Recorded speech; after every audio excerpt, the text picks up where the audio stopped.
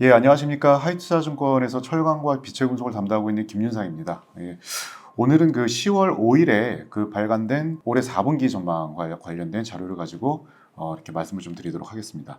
먼저 좀 간단하게 그 요약본을 먼저 좀 가지고 말씀을 좀 드리고요. 그 다음에 좀 세부적으로 말씀을 드리도록 하겠습니다. 서머리를 먼저 좀 같이 좀 보셨으면 좋겠고요. 그 일단은 저희가 철강이나 비철 금속이나 전부 다 이제 원자재라고 하는 커머더티라고 하는 큰 카테고리 안에 있기 때문에 일단 전체적인 어떤 그 매크로 환경 자체가 그 이런 어떤 소재에 그 어떤 영향을 미치는지 먼저 살펴보고요. 그 다음에 이제 세부적인 부분으로 들어가도록 하겠습니다. 일단은 매크로 측면에서 먼저 좀 말씀을 좀 드리고 싶은 거는 일단 올해 그 4분기의 매크로 변수는 일단 좀 그렇게 우호적이지는 않다라고 좀 말씀을 좀 먼저 드리고 싶습니다. 그래서 그 이유는 뭐 물가 안정화 기대감은 높아졌지만은 일단 고물가는 당분간은 좀 이어질 거고요. 이에 따른 글로벌 긴축 기조가 연말까지는 당분간 지속이 될 걸로 보고 있기 때문에 전체적으로 저희가 4분기까지의 매크로 환경은 그 철강이나 빛의 금속이 이렇게 우호적이지는 않다라고 하는 점을 말씀을 좀 드리도록 하겠습니다. 이 외에도 어떤 경기적인 측면, 그 다음에 저희가 이제 뭐 최근에 환율 얘기를 많이 하고 있지만은 그 달러가 강세나 약세나 달러 방향성과 관련된 부분들도 그렇게 우호적이지는 않을 걸로 이렇게 좀 보고 있습니다. 그 다음에 이제 그 철강 업종과 관련된 전체적인 업황을 좀 말씀을 좀 드리면요. 먼저 이제 중국이죠. 저희가 이제 뭐 중국 비중이 굉장히 크다 보니까 먼저 이제 중국이 연말까지 과연 어떻게 진행될 거라고 하는 부분인데 10월 달, 지금 현재 좀 당대가 열리고 있습니다만 10월 달까지는 그렇게 나쁘지 않을 걸로 보고 있는데 일단은 11월이 좀 넘어가면서 중국의 어떤 철강성은 조금 둔화될 가능성이 높다 이렇게 좀 보고 있습니다. 그 이유로는 제가 한 두 가지 정도로 좀 제기를 좀 했고요. 일단은 동절기는 그 수요 감소 때문에 이제 중국의 재고가 이제 큰 폭으로 증가하는 어떤 그런 시기인데요. 문제는 그 이런 어떤 수요 둔화를 그 최근에 5년 정도는 그 중국의 가동률이 동절기 감산으로 인해서 좀 급격히 떨어지면서 많이 좀 상쇄하는 흐름들을 좀 보여줬었는데 올해는 아무래도 좀 경기가 좀 안 좋다 보니까 이런 어떤 감산 정책이 그렇게 타이트하지는 않을 걸로 그렇게 좀 생각을 하고 있습니다. 그렇기 때문에 수급이 조금 둔화될 걸로 지금 보고 있고요.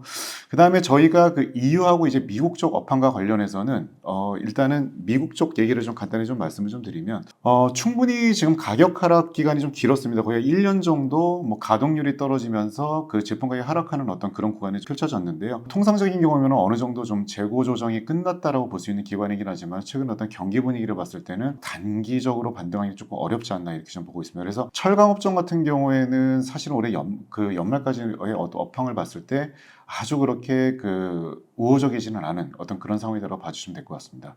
그 다음에 이제 비철금속과 이제 배터리 소재 관련해서 말씀을 좀 드리면 좀 전에 말씀드렸던 것처럼 이제 매크로 환경이나 이런 부분들은 그 비철금속에 있어서 여전히 조금 그 부정적이긴 합니다만은 에너지 수급 차질과 관련된 이슈의 중심에 있는 아연 같은 경우에는 여전히 수급이 굉장히 좀 불안한 상황이기 때문에 비철금속 내에서는 그래도 좀 굉장히 좀 양호한 가격 흐름을 보일 거를 좀 예상을 좀 하고 있고요. 그 다음에 기본적으로 저희가 니켈이라든가 리튬과 같은 그 다음에 이게 2차 전지 소재이기도 하면서도 최근에 많이 이슈가 되고 있는 IRA 관련된 어떤 품목인데요. 이런 두 품목은 마찬가지로 아연과 더불어서 상당히 좀 양호한 흐름을 보일 걸로 그렇게 예상을 하고 있습니다. 그래서 일단 저희가 그 연말까지 최선 호주로 오늘 먼저 이제 고려하는 그 최선 호주로 좀 말씀드리고 있고요. 세 가지 투자 포인트, 안전자산, 그 다음에 주력 품목, 좀 전에 말씀드렸던 아연과 같은 주력 품목 수급이 굉장히 타이트하다라는 게 이제 두 번째 포인트고요. 그 다음에 세 번째는 뭐 여러분들도 이제 언론을 통해서 많이 접하셨겠지만은 동박이나 이제 전구체와 관련된 어떤 신성장 산업과 관련된 모멘텀, 이 투자 포인트를 좀 말씀을 좀 드리고 있고요. 그 다음에 이제 포스코 같은 경우에는 아까 뭐 본업인 뭐 철강 업황은 그렇게 우호적이지는 않지만 기본적으로 지금 저희가 리튬이나 2차 전지 소재 사업과 관련해서 굉장히 좀 강하게 그 신사업을 추진하고 있기 때문에 좀 이러한 부분들이 주가를 좀 견인하지 않을까 그렇게 좀 보고 있습니다. 그래서 간단히 제가 오늘 그 말씀드리고자 하는 서머리는 다 말씀을 좀 드렸고요. 주요 차트 위주로 핵심적인 내용만 다시 한번 세부적으로 말씀을 좀 드리도록 하겠습니다. 먼저 제가 매크로 측면에서 이제 글로벌 긴축 기조가 당분간 지속이 될 걸로 지금 보고 있는데요. 저랑 지금 같이 보고 있는 화면에 지금 요 차트를 한번 좀 봐주시면은 그 LM 인덱스하고 그 10년물 기대 인플레이션율이 나옵니다. 뭐 LM 인덱스라고 하는 거는 그 런던 메탈 익스체인지, 런던 금속거래소에서 거래되고 있는 핵심 품목의 가격을 좀 지수화시킨 어떤 그런 지표라고 좀 봐주시면 될 것 같고요. 이 LM 인덱스나 아니면은 뭐 철강업종 주가나 그 다음에 그 철강 가격이나 거의 좀 비슷한 흐름을 보이신다고 될 것 같은데요. 요거랑 10년물 기대 인플레이션이랑 거의 좀 동행하는 흐름을 보이는데 글로벌 긴축, 최근에 어떤 금리 인상과 같은 글로벌 긴축 때문에 이러한 어떤 기대 인플레이션율은 좀 하락할 수밖에 없고요. 결국 이런 부분들은 철강 업종 주가라든가 그 어떤 그 비철 금속 가격, 커모디티 가격에 있어서는 아주 그렇게 우호적인 시그널은 아니다 이렇게 좀 보고 있습니다. 그래서 왜 그러면은 이러한 긴축 기조가 계속적으로 당분간 지속이 될 거냐라는 부분들은 여러분들 최근에 여러 매크로와 관련된 여러 뭐 방송이라든가 뉴스를 통해서 접하셨겠지만은 이게 이제 그 미국의 그 주요 물가들입니다. 하나는 이제 주거비고요, 하나는 이제 임금인데 이러한 어떤 특히 서비스 물가를 중심으로 물가가 굉장히 쉽게 떨어지지 않는 그러니까 경직적 흐름을 좀 보이고 있고요. 이러한 흐름들 자체가 당분간 유지될 거기 때문에 어떤 연준이라든가 각국의 그 정부들은 계속적으로 강력한 긴축 기조를 물가를 낮추기 위한 긴축 기조를 펼칠 수밖에 없다라고 하는 점이 바로 그 어떻게 보면 좀 기대 인플레이션의 하락 요인, 즉 철강 가격이나 빛의 금속 가격이 올라가는 것을 조금 그 방해하는 그런 요인이다 이렇게 좀 말씀 좀 드리고 싶습니다. 그래서 이런 부분들을 비롯한 여러 이제 매크로 변수들 자체가 조금은 그 어쨌든 우호적이지 않은 흐름으로 좀 예상을 하고 있고요. 그 다음에 이제 경기라든가 달러라고 하든가 이런 부분들도 마찬가지로 그렇게 딱히 우호적인 상황은 아닙니다. 오늘은 뭐 매크로보다는 그 철강이나 이제 비철 금속의 어떤 세부적인 내용에 집중을 할 생각이니까요. 이런 부분들은 이제 자료를 참고해 주시면 될 것 같습니다. 그 다음에 이제 철강 업황과 관련해서 제가 아까 모두에 그 중국 쪽 먼저 말씀드리면서 그 모멘텀은 그렇게 크지는 않을 거다 연말까지 이렇게 좀 말씀을 좀 드렸고요. 일단은 제가 이 제목에 지금 시점에서 중국 철강 가격은 지지되고 있다라고 하는 표현을 좀 썼습니다. 여러분들 뉴스 통해서 혹시 접하셨을지 모르겠지만은 민간 건설사로 하여금 억지로 건설 활동을 중국 정부가 이렇게 시킨다라는 그런 기사도 좀 나왔었고요. 사실은 그 중국의 부동산 경기가 너무나 안 좋죠. 옆에 그림 13번에 중국의 부동산 지표가 나와 있는데 이렇게 너무 상황이 안 좋다 보니까 좀 전에 말씀드렸던 것처럼 약간의 좀 무리한 어떤 그 부양책도 쓰고 있고 며칠 전인가요? 그 언론에서는 그 이런 기사도 좀 보도가 됐었습니다. 그러니까 중국의 지방 정부가 주택을 매입하기 시작을 했다. 그래서 너무나 상황이 좀 안 좋고 다급하다 보니까 어쨌든 중국 정부에서 약간 무리할 정도의 지금 부양책을 쓰고 있는 상황이어서 옆에 지금 그림 12번을 한번 좀 봐주시면은 어쨌든 중국의 철강 가격이 7월까지는 굉장히 급락을 하다가 최근은 많이 좀 버텨줬습니다. 사실은 이런 부양책 때문에 오른 거는 없지만 뭐 해당 기간 동안에 뭐 다른 커모더티 가격이라든가 뭐 다른 지역의 철강 가격이 많이 하락한 거를 감안했을 때는 굉장히 좀 잘 버텼다라고 좀 볼 수가 있겠고요. 부동산 위주로 부양을 하다 보니까 자동차나 가전에 많이 쓰이는 판재료 제품보다는 이 봉연강 위주로 철근이나 HBM 같은 그런 봉연강 위주로 굉장히 양호했다라고 좀 봐주시면 될 것 같아요. 그래서 중국의 철근이랑 열연 스프레드 보시면은 굉장히 좀 많이 확대된 이런 흐름들이 좀 나타나고 있고요. 근데 지금까지는 이런데요. 11월 달이 좀 넘어가면은 조금 상황은 좀 녹록지 않을 걸로 이렇게 좀 보고 있습니다. 그 이유에 대해서 제가 두 가지를 아까 말씀드렸던 대로 좀 간단히 좀 써놨고요. 동절기는 그 수요 감소 때문에 중국의 재고가 큰 폭으로 증가하는 어떤 시기다라고 좀 봐주시면 될 것 같아요. 그래서 제가 지금 표시가 되고 있는 게 바로 이제 중국의 뭐 철강사 재고나 유통 재고층인데 이렇게 재고가 좀 올라가는 시기인데 이렇게 수요 감소 때문에 재고가 올라가는 거를 최근에 몇 년간은 그 동절기 감산으로 인해서 어느 정도 상쇄를 했지만은 경기가 안 좋은 구간에서는 그 동절기 감산 명령 역시 완화되는 어떤 그런 흐름들이 좀 있기 때문에 올해 어떤 중국의 연말까지의 그 철강 수급 자체는 그렇게 특별한 모멘텀은 없다 이렇게 좀 봐주시면 될 것 같습니다. 그 다음에는 그 중국 말고 그 다른 지역의 어떤 상황을 좀 간단히 좀 말씀드리면 제가 아까 이제 미국의 말씀을 좀 간단히 좀 드렸었는데요. 지금 보고 계시는 페이지에 이제 오른편에 상단에 있는 게 바로 이제 미국의 가동률입니다. 지금 가동률이 지금 2021년 하반기서부터 계속 떨어지고 있고요. 이 구간에서 미국의 그 스크랩 가격, 원료 가격이죠. 그 다음에 철강 가격, 열연 가격도 계속 떨어지고 있습니다. 그래서 가동률 하락 구간에서 제품 가격이 이렇게 떨어지는 이런 흐름들이 거의 1년 정도 지속이 됐기 때문에 통상적인 경우라면은 좀 재고 조정이 거의 끝나지 않았을까라고 생각할 만한 기간이긴 하지만은 옆에 이제 그 왼편의 뭐 차트 여러분들도 이제 여러 이제 루트를 통해서 많이 접하셨겠지만은 지금 전 세계 지금 대다수의 나라가 물가는 올라가고요. 이제 미국의 지금 생산 정부의 물가는 올라가고 경기 지표는 떨어지는 결국 이제 스태그플레이션과 비슷한 흐름들을 좀 보이고 있기 때문에 이러한 구간에서는 쉽게 가격이 단기에 반등하기 어렵다라고 하는 생각을 조금 갖고 있습니다. 그래서 좀 정리를 하자면은 어쨌든 올해 연말까지의 어떤 중국 외 지역의 어떤 모습을 봤을 때 약간 그 업황적인 측면에서 모멘텀을 받기는 조금 쉽지는 않을 걸로 지금 보고 있고요. 그 다음에 그 최근에 가격이 굉장히 좋았던 어떤 미국의 파이프 가격도 최근에는 약간씩 이렇게 좀 하락하고 있는 뭐 그런 모습들이 좀 나타나고 있습니다. 그래서 어쨌든 뭐 미국의 어떤 에너지 수요나 이런 부분들은 중장기적으로 굉장히 좀 견조하기 때문에 이런 부분들이 추세적으로 좀 무너지지는 않겠지만은 오른편에 보시는 것처럼 결국 그 미국 내 어떤 그 파이프 가격 자체가 지금 러시아발 에너지 수급 이슈가 불거지면서 단기적으로 수요가 너무나 폭증을 해서 지나치게 제가 이거는 미국의 유정용 강강과 그다음에 열형 강판의 가격 갭을 제가 표시를 한 부분인데요. 결국 파이프라고 하는 거는 이런 열연을 통해서 대부분 좀 만들어지는데 이 가격 격차가 좀 지나치게 좀 많이 벌어졌다라고 하는 점. 그래서 중장기적으로는 꾸준하게 좋지만은 단기적으로는 약간 미국의 파이프 가격도 조정받을 가능성이 있다라고 하는 점을 부가적으로 좀 말씀을 좀 드리겠습니다. 네, 일단 철강과 관련된 부분은 좀 대략적으로 말씀드리겠고요. 그 다음에 비철금속과 관련된 몇 가지 중요한 이슈에 대해서 말씀을 좀 드리도록 하겠습니다.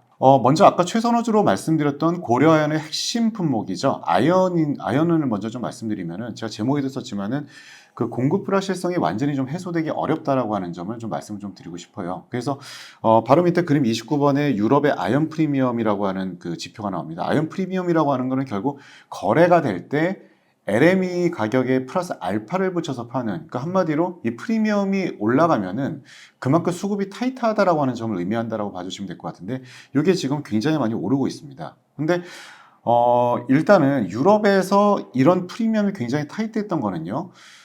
유럽의 어떤 그 러시아발 지금 가스 수급 때문에 그 전력비, 제가 지금 전력비가 폭등을 하고 그 다음에 이제 가스 가격이 폭등을 하면서 이제 에너지 코스트가 급등했기 때문에 유럽의 아연 제련소 자체가 많이 감산을 했기 때문에 결국 이런 현상이 좀 벌어지는 건데 최근에 전력비 자체가 많이 하락하고 있음에도 불구하고 이러한 어떤 수급적인 타이트는 계속적으로 지속이 되고 있다는 하는 점입니다.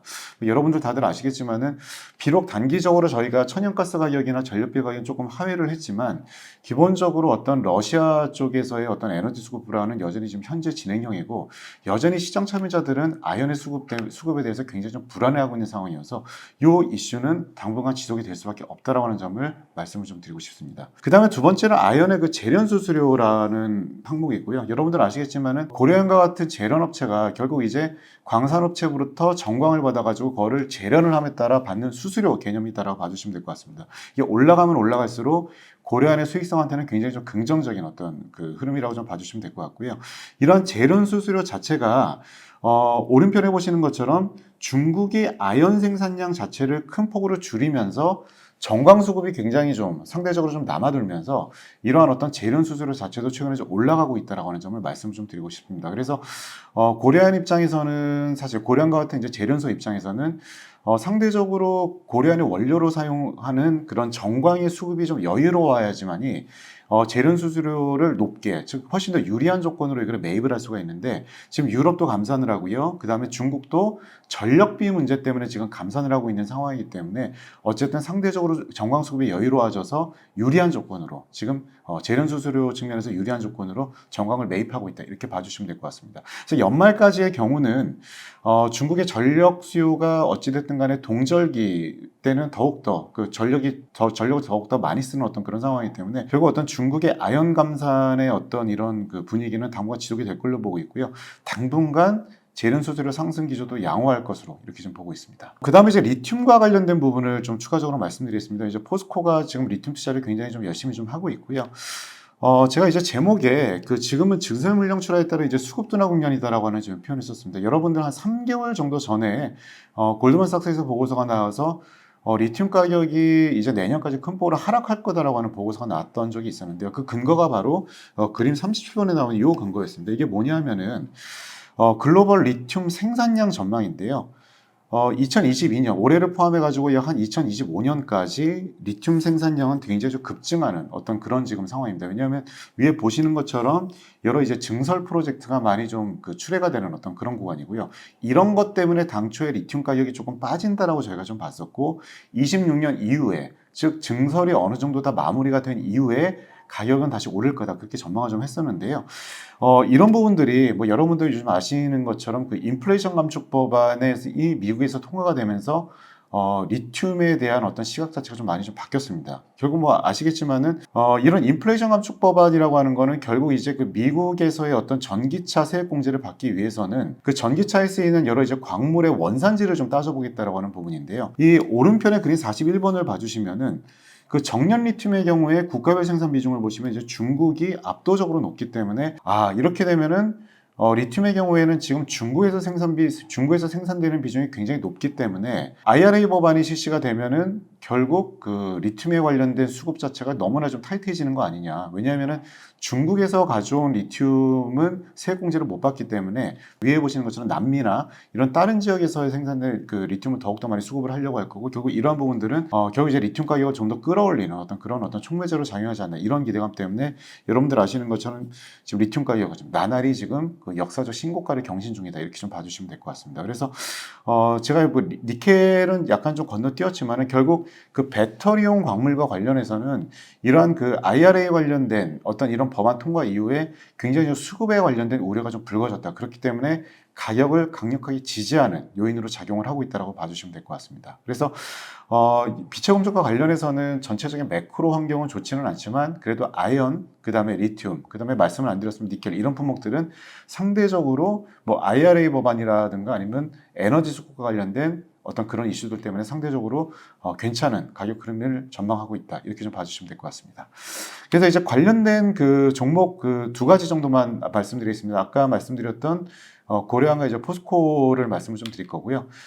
먼저 이제 포스코를 먼저 좀 말씀을 좀 드리겠습니다. 어쨌든 뭐 그 다음 주, 그러니까 10월 24일 날 실적 발표를 하겠지만은 어쨌든 뭐 3분기하고 이제 4분기 실적은 뭐 여러분들 아시는 것처럼 저희가 포항제철소가 약간 침수가 되는 어떤 그런 이슈가 좀 있었기 때문에 기본적으로 제가 상반기 대비 실적은 조금 둔화되는 어떤 이제 그런 흐름들은 좀 어쩔 수 없다라고 하는 점을 좀 말씀 좀 드리고 있고요. 다만 2013년 1분기서부터 좀 실적은 좀 의미 있게 개선될 걸로 이렇게 좀 보고 있습니다. 그래서 일단은 뭐 4분기서부터 포스코 같은 경우는 원가가 좀 많이 빠지기 때문에 어떤 그 사고 여파가 어느 정도 좀 일단락이 된 이후인 내년 1분기 정도가 되면은 그래도 어느 정도 실적은 좀 좋아지지 않을까, 이렇게 좀 보고 있고요. 아까 말씀드렸다시피 본업인 철강 업황은 그렇게 우호적이진 않습니다. 매크로 상황도 마찬가지죠. 그럼에도 불구하고 리튬 등 2차 전지 소재 산업의 성장성이라든가 그 다음에 어떤 뭐 최근에 어떤 많이 강화된 주주환원 정책이 주가를 지지할 걸로 그렇게 좀 보고 있습니다. 그래서 일단은 그 포스코가 이번에 한 3, 4개월 전에 실시된 리튬과 관련된 그 컨퍼런스 그 밸류데이에서